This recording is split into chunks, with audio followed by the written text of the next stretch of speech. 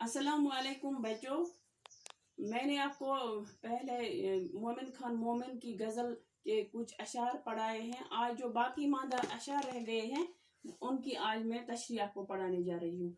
लेकिन इससे पहले मैं आपको शायर का तारुफ देना भूल गई थी, क्योंकि लेकिन मैंने आपको गालिब की गज़ल जब पढ़ाई थी तब मैंने आपको बताया भी था और तारुफ भी। ये हमेशा याद रखना कि जब भी आप किसी शायर की तशरीह करोगे तो शायर का तारुफ ज़रूर दीजिएगा, क्योंकि एग्ज़ाम में जब पर्चे में लिखा होता है वहाँ पे कि ये शायर की तशरीह कीजिए हवाला शायर, वहाँ पे अगर मिसाल के तौर पर आपको 2 मार्क्स होंगे किसी अशार के किसी शायर की तशरीह के लिए, 1 मार्क्स इसका होता है और 1 मार्क्स तशरीह का होता है। इसलिए ये हमेशा याद रखना। हकीम मोमिन खान मोमिन गुलाम मोहम्मद कश्मीरी के बेटे थे। इनका ताल्लुक ज़िला पुलवामा से था। उनके वालिद मगलिया सल्तनत के आखिरी अयाम में शाही तैयब थे। मोमिन 1800 ईस्वी में दिल्ली में पैदा हुए और 1852 ईस्वी में वफात पाई। यानी कि मोमिन जो थे ये असल इनका वतन कश्मीर था और पुलवामा ज़िले के रहने वाले थे। जब मगलिया सल्तनत का आखिरी दौर चल रहा था तो उसमें उनके आबा व अजदाद दिल्ली गए थे उनके शाही तैयब बनकर। तैयब का मतलब है तबीब, यानी हकीम जो इलाज करता है।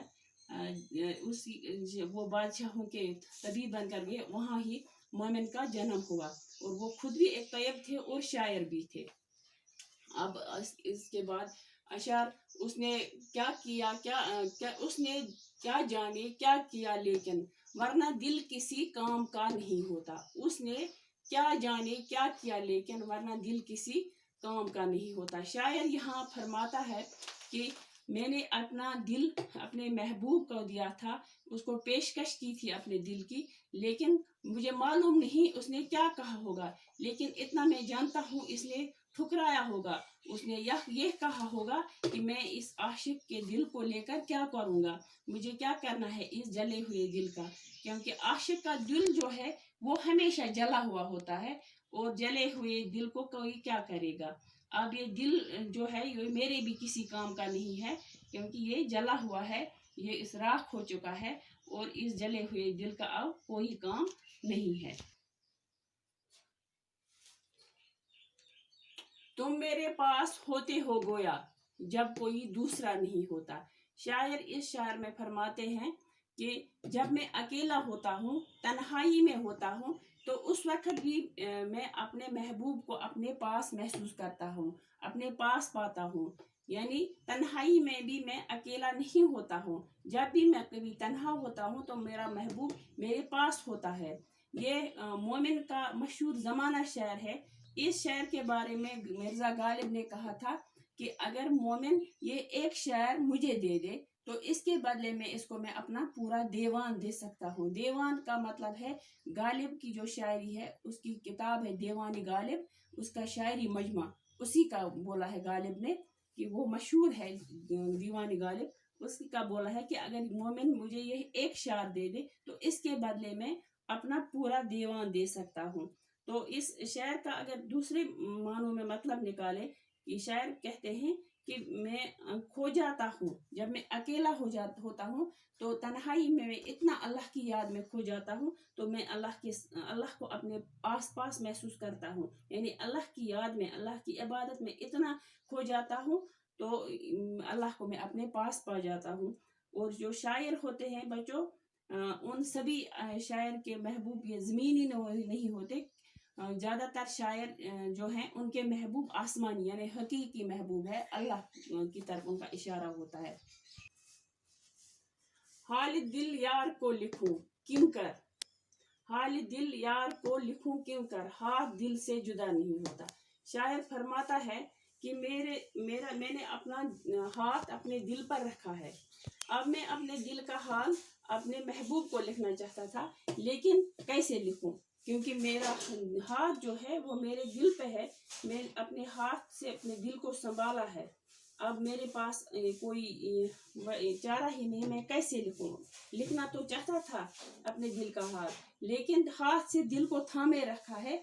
अब कैसे मैं लिखूं, मैं मजबूर हूँ, मैं लिख नहीं सकता, लेकिन लिखना चाहता था।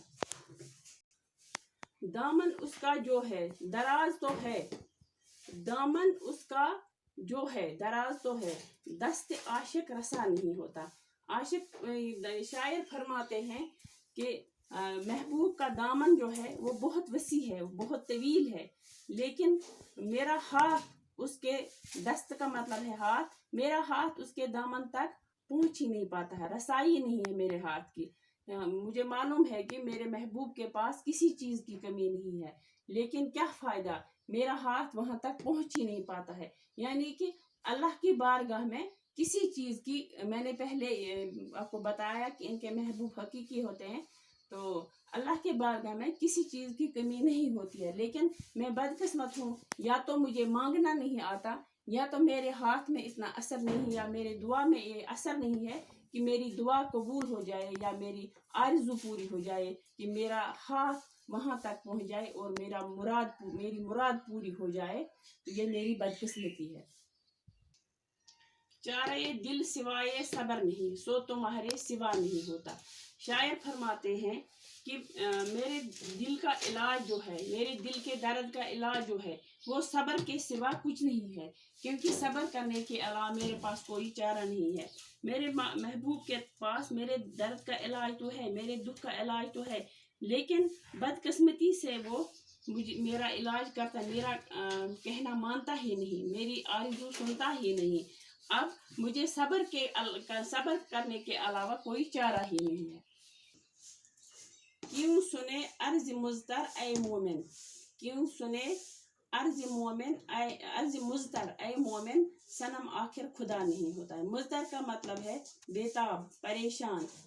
مومن اپنے محبوب سے مخاطب ہو کر فرماتا ہے کہ میرے پریشان دل کی آرزو آپ کیوں سنو گے، نہیں سنتے ہو، کیونکہ آپ تو پتھر ہیں. پتھر کسی کی بات سنتے ہی نہیں، پتھر سنا نہیں کرتے اور نہ بولا ہی کرتے ہیں، نہ جواب دیا کرتے ہیں. اور انہوں نے مومن نے اپنے محبوب کی تشبیہ پتھر سے دی، بت سے دی ہے. انہوں نے کہا کہ بت سنا نہیں کرتے ہیں، نہ جواب دیا کرتے ہیں، وہ تو خود پتھر ہے، وہ کسی کا کیا بھلا کر سکتے ہیں. اے مومن، اگر تجھے مانگنا ہے تو اللہ سے مانگ، وہ تمہاری مرادیں پوری کرے گا. بت کسی کی بات سنتے ہی نہیں ہیں اور نہ جواب دیتے ہیں، وہ خود پتھر ہے. پتھر آپ کی کیا آرزو پورے کر سکتے ہیں. آپ کو اگر آرزو پوری کرانی ہے، آپ کو اگر اپنے دل کی مراد پوری کرانی ہے، تو آپ اللہ سے مانگو، وہی آپ کی دعا سنے گا اور آپ کی مرادیں پوری کرے گا. پتھر سے مانگنے سے کوئی فائدہ نہیں ہے. باقی وسلام.